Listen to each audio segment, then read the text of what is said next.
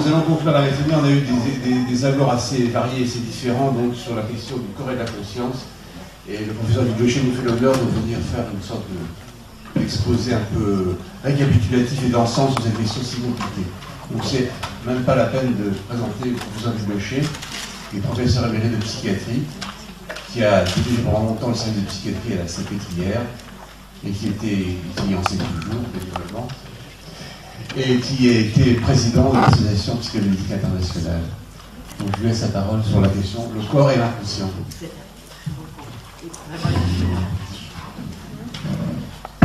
Avant que vous le partiez, je tiens quand même à vous dire que depuis pas mal d'années maintenant, depuis une dizaine d'années, je supervise par Skype des psychothérapies psychanalytiques qui sont faites dans l'île de Taïwan. Et ceci m'incite à beaucoup de modestie sur la manière dont il faut essayer de prendre en compte les modèles occidentaux par rapport à des fonds culturels. Et que nous avons chez nos amis, je parle chinois, je connais aussi, mais enfin continentaux, mais surtout chez nos amis de Taïwan, un mouvement qui est à la fois de dire je veux prendre ce que vous avez d'occidentaux, ne vous occupez pas de ce que nous avons nous dans la tête, et que à mesure qu'on monte une curiosité vis-à-vis d'eux, il y a comme une espèce de réticence à l'idée qu'on irait leur prendre des choses sans les comprendre, qui sera encore bien pire que de ne rien prendre du tout. Oui, puis évidemment, il y a une réaction bien compréhensible sur quand même un effet de colonisation de la pensée dont on s'en rend un peu coupable parfois. Et dans lequel ils nous poussent parfois. Ah bon, bien sûr, c'est un jeu à deux. Hein. Voilà. Merci. Hein.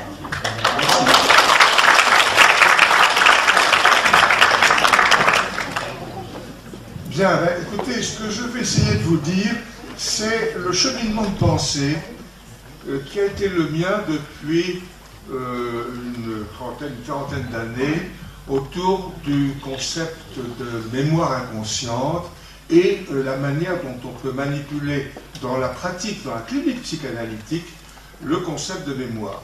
Je pense qu'il y a une évolution qui se dessine extrêmement importante, que je vais essayer de décrire en montrant les étapes et en montrant le sens que ça peut prendre. Je dirais qu'en gros, je vois de plus en plus que la pensée mnésique sur laquelle nous travaillons, nous, à travers la clinique psychanalytique de la remémoration et de l'expérience traumatique, disons, de la vie psychique, ne constitue pas le modèle spatial dans lequel ceci a été construit et proposé est un modèle qui est complètement dépassé. Nous sommes devant un modèle d'une théorie de l'action. Nous sommes devant, j'oserais presque parler d'un langage identique du côté du souffle, n'est-ce pas? Nous sommes beaucoup plus entraînés vers une conception de la vie psychique comme une modalité de l'action, comme un faire, et comme une représentation de ce faire, bien entendu, que sur des modèles qui ont été construits dans une psychophysiologie quand même assez périmée.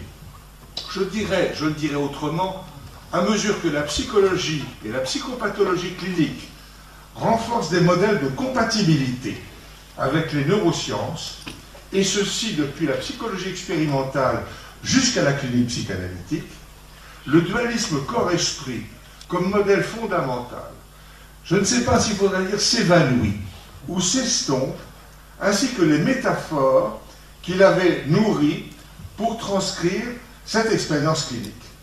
Il y a maintenant une manière de parler et une manière de penser la mémorisation et le travail de mémoire dans le dialogue clinique qui me paraît avoir complètement, lourdement évolué plutôt, depuis une quarantaine d'années, sans même qu'on s'en rende compte, et c'est cette prise de conscience que je voudrais essayer de matérialiser dans mon propos.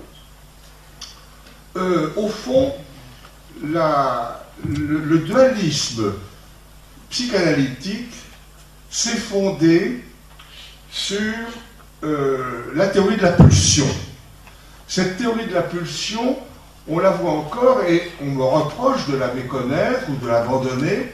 Cette théorie de la pulsion, c'est une théorie selon laquelle le corps, par son fonctionnement, produit des sensations, des excitations qui vont mobiliser des comportements, qui vont mobiliser des actions. C'est-à-dire les actions ne sont pas le corps lui-même, elles sont la réaction, en quelque sorte, à ce que le corps nous indique. C'est-à-dire qu'il y aurait d'une part un langage du corps, qui serait le langage pulsionnel, le langage du biologique, et il y aurait une mentalisation qui serait à comprendre comme une manière de transcrire ce langage du corps dans un langage de l'esprit. C'est-à-dire qu'il colle à la théorie biologique de la pulsion telle que la voient les psychanalystes classiques. Il y a, à mon avis, il reste l'idée d'un dualisme entre un corps inerte, un corps qui n'est agité que par l'intérieur, que par ce qui se produit en lui, et une action qui, elle, viendrait d'ailleurs, c'est-à-dire l'opposition entre un mind et un body, n'est-ce pas, Or, je crois que la psychanalyse, comme les autres disciplines de la psychologie clinique et en général de la psychologie contemporaine, vont vers une conception du corps comme étant un lieu agissant, comme étant un lieu producteur d'action, et que ce avec quoi nous travaillons, ça n'est pas une mentalisation, comme on dit, mais c'est avec la pensée telle qu'elle s'exprime dans le corps agissant. C'est ceci que je vais essayer de développer. Autrement dit, nous aurions à accepter un modèle unitaire de la théorie de l'action. Nous sommes un être fait pour agir, nous sommes un être qui est mobilisé par des actions intentionnelles, qui sont des réponses, et qui se développe en quelque sorte à travers un corps qui lui aussi est un corps pour agir, et c'est ce corps qui nous fait d'ailleurs, qui nourrit l'action dans laquelle nous sommes. Cette théorie est en somme une théorie qui, si vous voulez, au fond la psychanalyse, le modèle freudien et le modèle des psychanalystes pendant longtemps a été un modèle selon lequel il y aurait une opposition corps-esprit. C'est-à-dire d'un côté, il y a un corps qui s'agite, il s'agite, il y a un corps qui excite, et nous avons d'autre part une vie psychique que nous allons mettre à côté, une vie psychique qui va nous permettre de traiter ce corps et en quelque sorte de lui donner un sens, d'où la notion de mentalisation qui plaît tellement aux psychanalystes, n'est-ce pas? L'esprit mentalise le biologique. Et ceci est un modèle qui, à mon avis, est un modèle complètement dépassé. Un modèle dépassé, et c'est ce que je voudrais montrer. Alors, ce qui est intéressant de noter, on va repartir de très loin. On va repartir de très loin, et je dirais même, on va repartir un tout petit peu d'avant la psychanalyse. Parce qu'enfin, la grande invention de Charcot, la grande découverte de Charcot, ça a été de montrer que le corps agissait, que le corps se mobilisait, que l'intentionnalité, alors il n'employait pas le langage de Brentano, que Freud lui avait entendu, mais que Charcot n'avait pas tellement bien entendu, qui était le corps, en quelque sorte, est un corps fait pour agir, et ce que nous avons à étudier, c'est son intentionnalité. Alors, quand on relit, n'est-ce pas, les premiers textes de Charcot sur la conversion hystérique, on est frappé par le fait que ce qui fait le symptôme hystérique, c'est l'oubli. L'oubli, non pas du corps, mais l'oubli d'une fonction du corps. Le corps fait pour agir. Et c'est ce corps fait pour agir qui est en quelque sorte méconnu. D'où la notion, on le retrouve très bien dans, je vais citer là, n'est-ce pas, deux, trois phrases qui sont catégoriques, n'est-ce pas?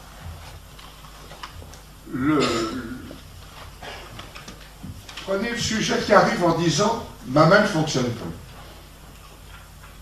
Si vous le forcez à regarder le fonctionnement d'une main, vous vous apercevez d'abord que ça ne lui plaît pas du tout, et deuxièmement, qu'il est parfaitement capable de se représenter la totalité des mouvements dont il a besoin.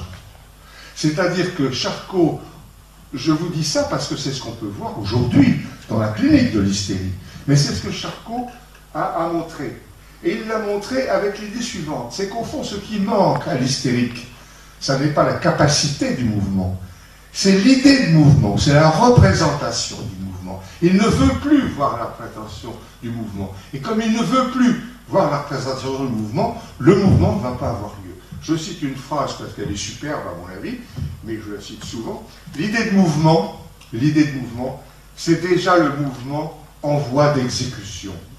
L'idée de l'absence de mouvement, c'est déjà, si elle est forte, la paralysie motrice réalisée. Je crois que cette phrase-là est absolument fondamentale pour comprendre le cheminement jusqu'à présent.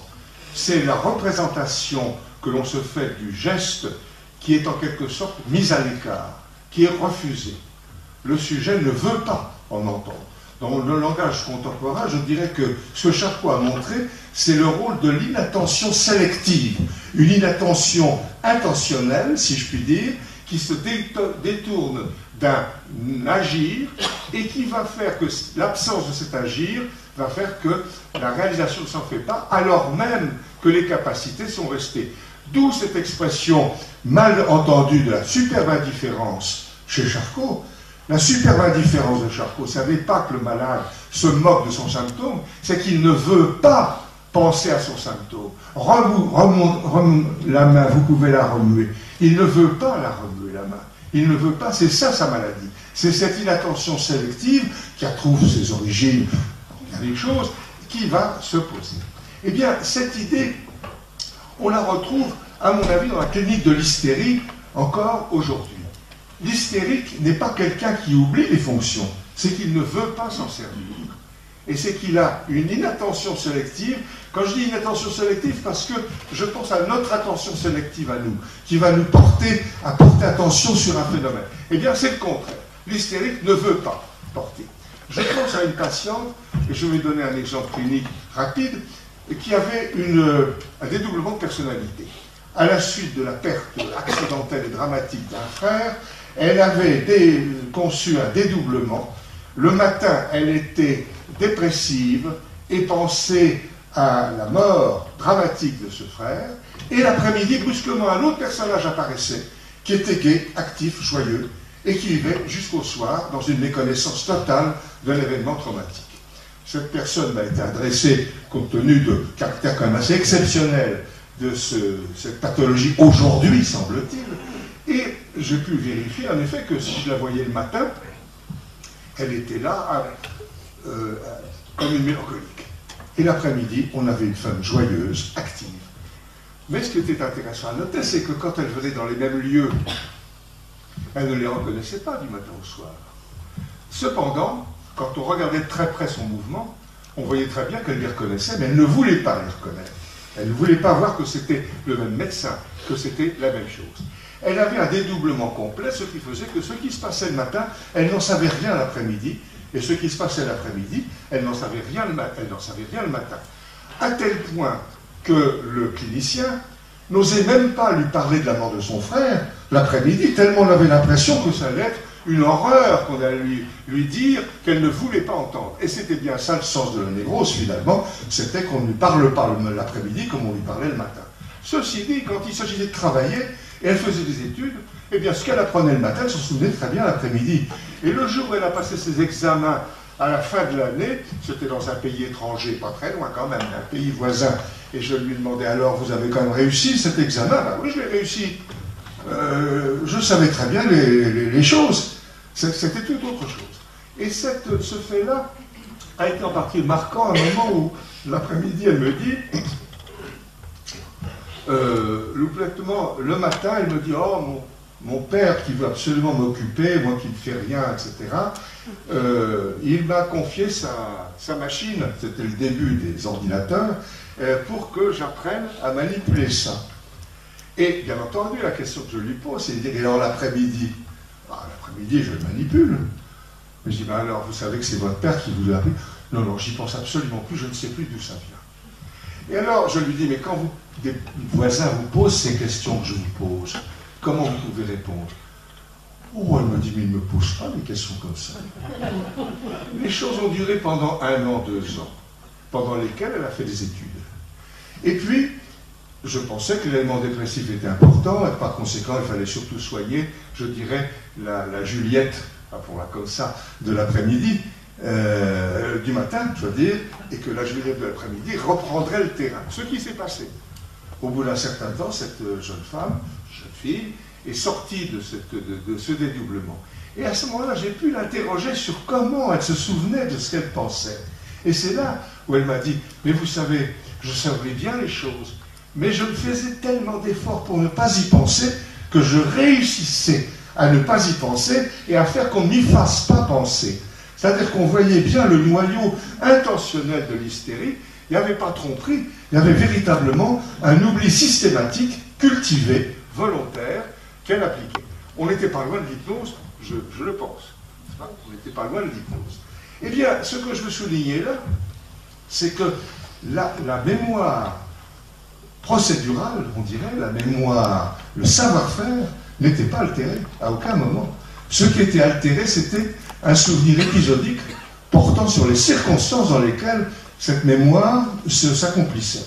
Et je crois que ceci est un point important pour ce qui nous concerne aujourd'hui. Donc, cette idée d'inattention sélective dans l'hystérie, de capacité en quelque sorte de ne pas faire attention, non pas à la procédure, non pas à la technique, mais à l'événement, à l'acte de l'accomplir. Ce qui fait la superbe indifférence, c'est le refus de penser qu'on fait la chose. Il y a un oubli de l'action.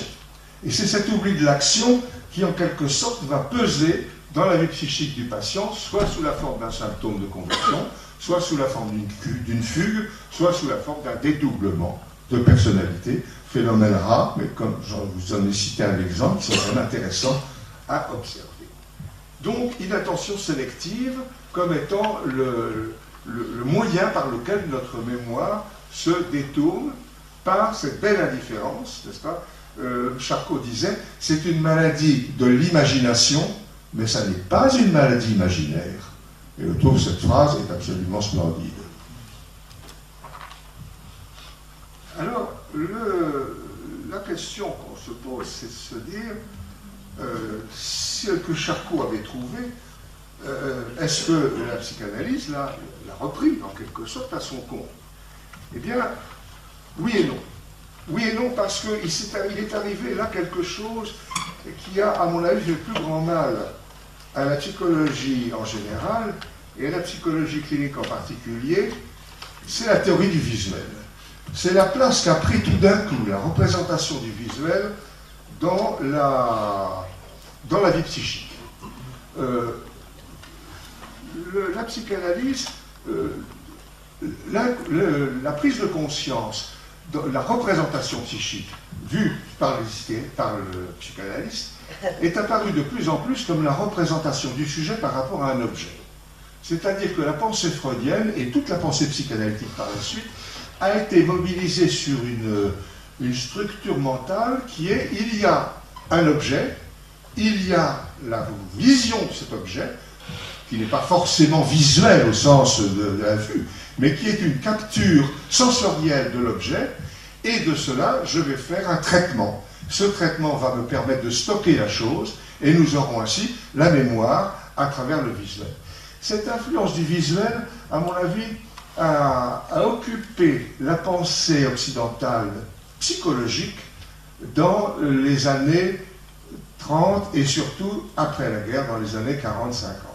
On le retrouverait aussi bien l'étude du romantisme par le romantisme comme construction de l'image, la théorie de l'imaginaire chez Sartre et bien d'autres. Et au fond, la psychanalyse a été très influencée par cette idée que, en quelque sorte, la vie psychique serait un traitement de l'objet externe.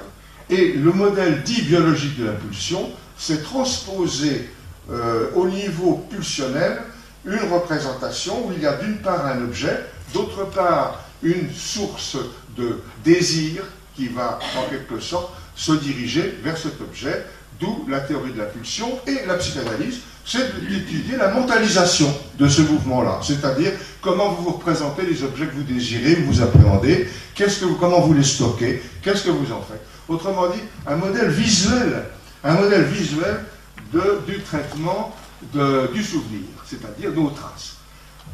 Freud l'a d'ailleurs très bien dit dans un texte fondamental sur l'inconscient. Il a dit au fond, qu'est-ce que c'est que l'inconscient? C'est une représentation de mots et une représentation de choses. La représentation de mots sont les mots avec lesquels nous décrivons l'expérience dont nous avons la mémoire ou dont nous ne voulons pas garder la mémoire. Et puis, derrière cette représentation de mots, il y a une représentation de choses, la chose. Nous ne voulons pas la voir. Et qu'est-ce que c'est que la chose? Qu'est-ce que c'est que la chose? Freud n'en dit pas beaucoup plus. Et les psychanalystes en ont dit très peu. Très peu.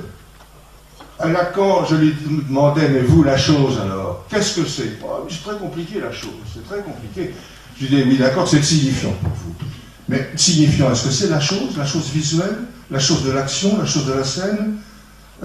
Comment vous faites, vous, avec ça? Il dit, vous le saurez plus tard. On s'est quitté entre-temps, alors je ne l'ai jamais su. Je crois que ce mouvement-là a reposé au fond sur une métaphore. La mémoire, c'est un stock. Nous avons un appareil qui traite le réel, qui traite les objets que l'on saisit. Ces objets, on les trie, on en met dans le stock, et puis on les sort ou on ne les sort pas, et vous avez le modèle topique. Vous avez le modèle topique de la psychanalyse. Eh bien, je crois que c'est ce modèle qui est en train de se diluer. C'est-à-dire qu'au fond, je ne dirais pas que dans l'écoute psychanalytique, tel que je l'entends, je pense que l'écoute psychanalytique d'aujourd'hui est une écoute psychanalytique qui a très lentement, mais très progressivement, quitté le domaine d'un modèle visuel vers un modèle de reproduction corporelle. C'est-à-dire que c'est le modèle dans lequel je m'engage, et je vous propose de vous engager avec moi dans les 10 minutes qui nous restent, c'est-à-dire qu'au fond, la remémoration, c'est de faire que le corps revit en quelque sorte l'expérience, et c'est dans ce modèle-là nécessite que l'on abandonne le modèle de la représentation de la chose. La mémoire, l'inconsciente, ça n'est pas la scène que je ne veux plus voir, c'est la scène que je ne veux pas vivre. Et ça, Freud l'a très bien vu pourtant avec la notion de réalité psychique. La réalité psychique, celle qui est en quelque sorte dans notre esprit et que nous ne voulons pas voir, ça ne sont pas des scènes, c'est un agir, c'est un drame. Et de ce point de vue-là, je trouve que Georges Politzer avait effectivement très bien vu certaines idées intéressantes pour la psychanalyse d'aujourd'hui. C'est-à-dire que nous travaillons, c'est sur l'action mémorisante, en quelque sorte, dans laquelle l'organisme se trouve pris, et cette organisation mémorisante, alors là, je laisse toute la base neurophysiologique, si on peut dire, de cette action mémorisante, c'est cette action mémorisante qui, en quelque sorte, fonctionne dans l'esprit, et la remémoration que la cure psychothérapique, psychanalytique doit faire, ne consiste pas à retrouver des scènes et à des visualisations, elle consiste à aider le sujet à revivre la situation. Alors il est certain que l'intérêt de la psychanalyse par rapport aux névroses traumatiques, et au traumatisme en particulier, a probablement renforcé cette orientation-là. C'est-à-dire qu'on s'est moins occupé de savoir comment papa ou maman vous avez traité quand on avait 5 ans, mais à s'occuper comment on a vécu le moment où le drame s'est passé. Et d'ailleurs, le résultat, c'est qu'on revient sur le souvenir infantile, beaucoup plus en termes de qu'est-ce qui reste dans le corps de ce sujet, pour fabriquer un agir qui serait quelque chose qui serait la trace de ce qu'a été cette trace d'enfant, et non pas la scène qu'il a vue ou qu'il n'a pas vue. Certains, par exemple, sont allés jusqu'à dire c'est pour ça qu'il y a un oubli de la biographie de l'enfant jeune. L'enfant a oublié les scènes, il ne peut plus raconter les événements, mais il les vit. Et au fond, cette mémoire incarnée, c'est le mot qu'on va sortir, l'embodied memory, la mémoire dans le corps, cette mémoire incarnée, et pas dans un corps inerte, massif, immobile, mais dans un corps agissant. La mémoire incarnée, c'est celle qui va en quelque sorte se réactiver en nous dans différentes situations, bien entendu, à chaque instant même, mais sur laquelle on va travailler à travers le transfert, à travers la réévocation de la scène. C'est-à-dire que la répétition, la catharsis, on pourrait dire quand même, redevient au premier plan, et que la question qui se pose, c'est à ce moment de se dire, qu'est-ce que c'est qui est en nous, et cette mémoire incarnée, cette mémoire, cet ensemble, ce dispositif d'action.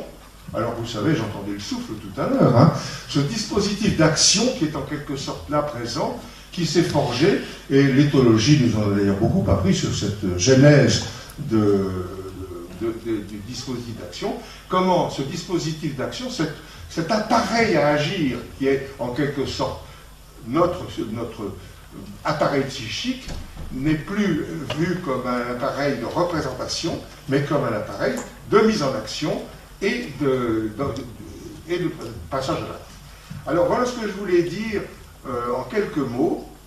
Et alors on aboutirait, si vous voulez, à l'idée qu'au fond, l'acte inconscient, l'inconscient, ça n'est pas un stock d'images, ce sont des scènes, et ce sont des scènes que nous nous efforçons de ne pas mettre en scène. C'est-à-dire que nous les écartons au maximum. Ce sont ces réalités-là qui, lorsque elles s'imposent à nous, deviennent terrorisantes, ou au contraire extrêmement grisantes, n'est-ce pas? Eh bien, cette réalité psychique, c'est tout simplement ces scénarios, en quelque sorte, qui nous occupent, qui sont prêts à intervenir, qui interviennent, mais que nous avons une capacité d'inattention sélective, et j'y reviens, nous sommes un peu hystériques tous pour ça, pour, en quelque sorte, s'en dégager dans la mesure où elle serait pas trop traumatisante. Et par conséquent, je vois là, si vous voulez, un point où l'enseignement de Charcot, nous en avons à faire quelque chose encore aujourd'hui. Mais surtout, ce que nous avons à en faire, c'est à repenser, évidemment, le problème de la mémoire corporelle, c'est-à-dire cette capacité que nous avons d'agir. Et alors, là, différents cheminements se posent. À quel moment l'enfant peut garder une mémoire corporelle? Est-ce qu'il n'y a pas une mémoire corporelle prénatale? Problème qui se pose actuellement. Est-ce qu'il n'y a pas des agirs, en quelque sorte, avant la naissance, qui vont laisser des traces dans l'agir post-natal, bien entendu?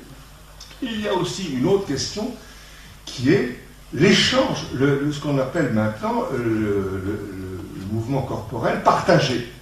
C'est-à-dire que qu'est-ce qui nous fait que nous nous identifions par empathie à l'autre, que nous comprenons ce que fait l'autre? Est-ce que c'est parce qu'il nous a dit?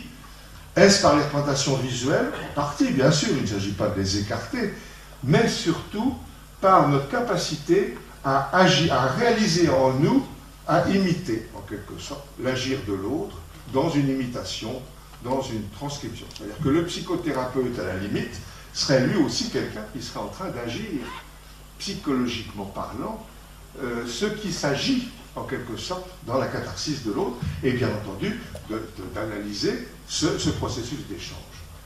Alors, je vais m'arrêter là, d'ailleurs, c'est tout à fait le moment, mais on voit par là, si vous voulez, que c'est vraiment la conception de la mémoire qui se trouve pour nous ouverte d'une manière différente que ce qu'était précédemment.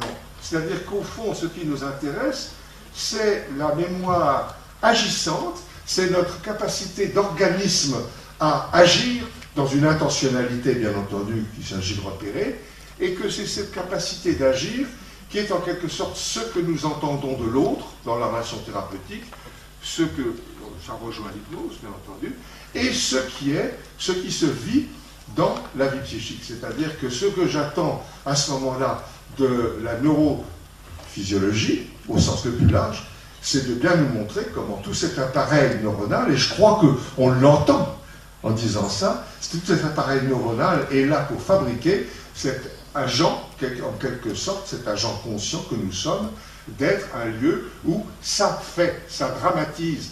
Et l'on retrouve le mot de Pulitzer, la psychologie concrète sera une psychologie du drame ou ne sera pas. Du drame au sens grec du terme, c'est-à-dire une psychologie de l'action, psychologie de la scène.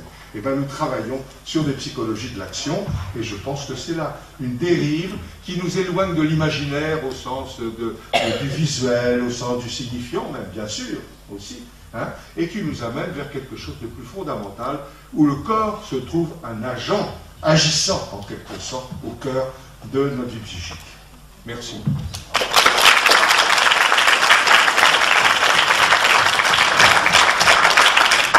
Merci.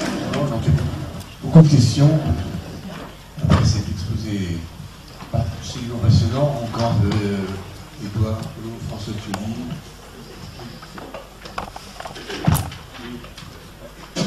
Ça marche, oui. Merci beaucoup pour ce brillant exposé. Je me souviens, j'ai en mémoire la phrase de Freud, toute remémoration dénuée d'affect et sans effet. Et je me demandais si finalement, c'était pas un petit peu ce que vous vouliez dire. Voilà. Écoutez, j'ai essayé de faire ce que ne font pas beaucoup de psychanalystes, c'est d'aller chercher dans les textes de Freud les phrases qui allaient dans le sens de ma démonstration. Je les ai, mais je les garde pour moi, parce que je crois que chez Freud, il a pu tout dit de certains côtés, et que ce qui est important, c'est la manière dont il a travaillé avec une direction, puis avec une autre, etc. Mais vous avez tout à fait raison, je ne pense pas que ce soit tourner le dos à la pensée freudienne. C'est tourner le dos peut-être à certaines tentations qu'a pu avoir Freud, du côté du visuel, par exemple, du côté de l'image, hein, que toute une psychologie de l'époque facilitait, et que peut-être nous devons nous dégager avec cette notion d'une mémoire incarnée, une mémoire qui a ses traces en quelque sorte dans notre motilité, dans notre mouvement, mais plus qu'un mouvement, c'est un mouvement significatif, c'est un mouvement vers quelque chose, c'est le mouvement au sens de Matano, hein, c'est le mouvement, c'est le faire, c'est le faire. Merci.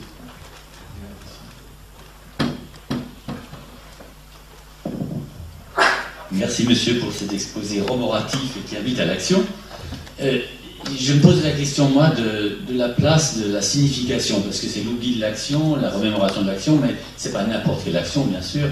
Et si vous pouviez dire un petit mot là-dessus. Vous posez une question très difficile, parce que la signification de l'action, il y a l'intentionnalité de l'action. Cette action-là a été faite pour ceci. Je ne veux pas entendre parler de la maladie de mon frère, par conséquent, j'oublie ceci. On est là devant une action pathologique, intentionnelle, qui entraîne certains effets.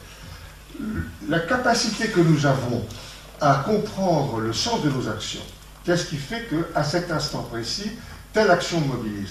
Ça, c'est quelque chose dans laquelle je ne me suis pas engagé, mais qui serait l'écoute analytique comme une écoute seconde par rapport à ce phénomène-là. C'est-à-dire que, par exemple, prenons un exemple extrêmement simple. Ma femme et moi, nous partons tous les deux seuls, se reposer, ça nous fera du bien. Ma femme, on a eu du mal, parce que vous comprenez, les enfants, les petits-enfants, tout ça, ça voulait arriver. Hein. On s'est défendu comme on l'a pu. Ma femme ne voulait pas. Je dis, votre femme ne voulait pas avoir les petits-enfants avec vous pour une fois? Non, on voulait être tous les deux tout seuls. Ah, ben, tu sais bien, mais votre femme vous le voulait. Oui, ma femme le voulait. Je dis, votre femme le voulait? Mais vous? Oh, moi, j'aurais bien aimé mon petit-fils quand même. Bon, autrement dit, il était là dans un discours, j'entendais que derrière ma femme le voulait, ma femme le voulait tellement bien que moi, j'emballais à l'idée qu'on serait tous les deux. Et il a fallu une interprétation, au sens psychanalytique du terme, pour que je dise, vous faites une association, vous dites, ma femme le voulait tellement fortement, que ça veut dire, et moi, qu'est-ce que vous le vouliez tellement? Et c'est par cette association-là que je mets le doigt sur l'interprétation, le vouliez-vous tellement, vous. Et à ce moment-là, il se rend compte. Là, si vous voulez, nous sommes dans un travail second par rapport aux actions. Son action à lui, c'était de me faire croire que ça n'était pas tant qu'ils allaient tous les deux seuls et que bravo, allez-y, tout le monde est content. Enfin, il ne tenait pas à ce que tout d'un coup son ambivalence ressorte quand même.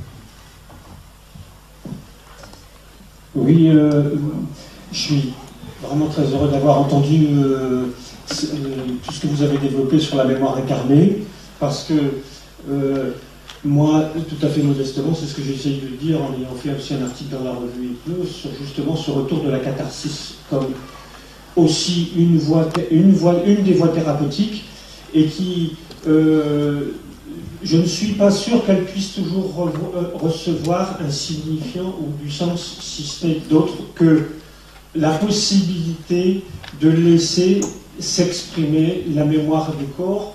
Moi, souvent, de plus en plus, je propose aux gens de mettre leur esprit disponible à ce qui vient.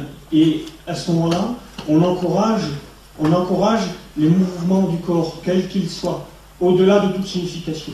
Alors il se passe des choses véritablement étranges. Et je ne suis pas sûr qu'on puisse forcément rapprocher une scène, une image, un signifiant, des mots.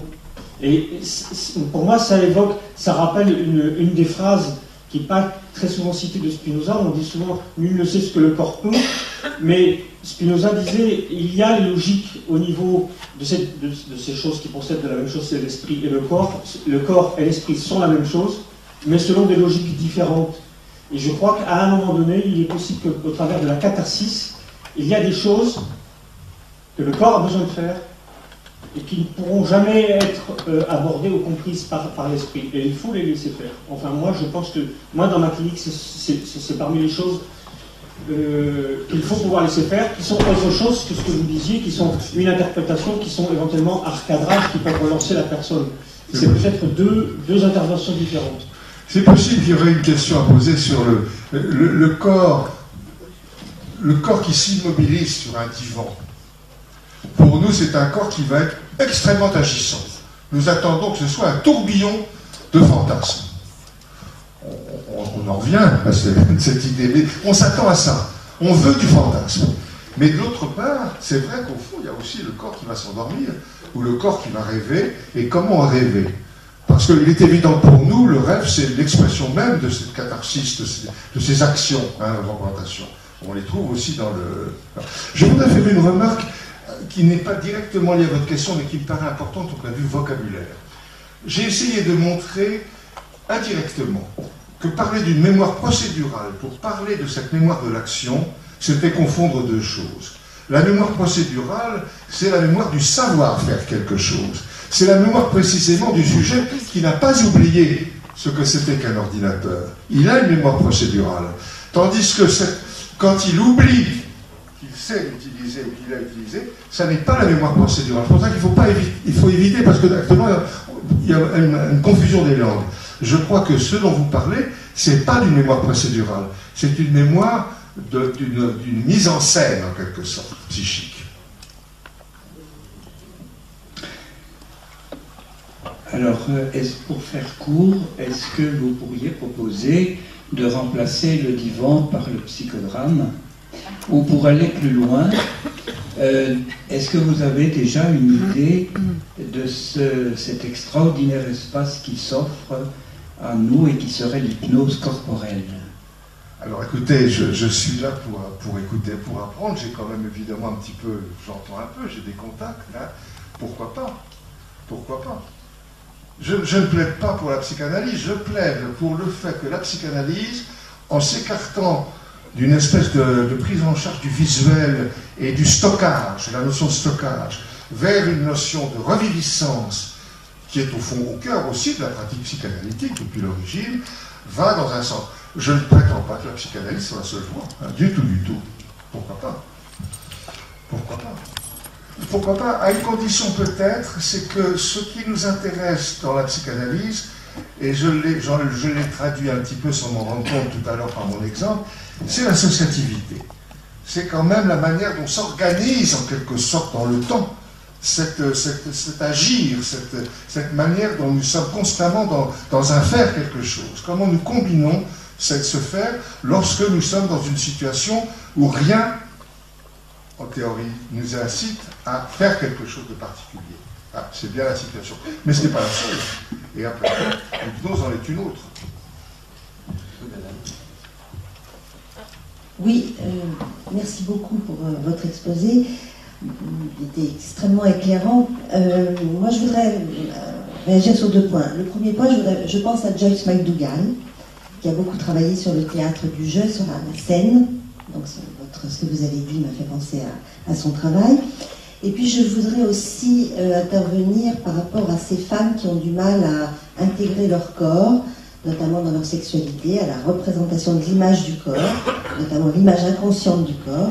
Et on retrouve dans la clinique de ces femmes qui ont des difficultés à se représenter à la fois le plaisir sexuel et la représentation corporelle, cette idée de l'image du corps. Alors, il m'a semblé très intéressant de voir que cette image n'est pas seulement une image, enfin, ça j'en étais d'ailleurs persuadée, mais quelque chose de dynamique et de beaucoup plus large que la dimension de l'image.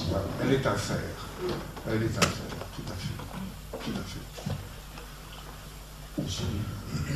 J'aurais voulu avoir votre avis sur les affaires de déni de grossesse.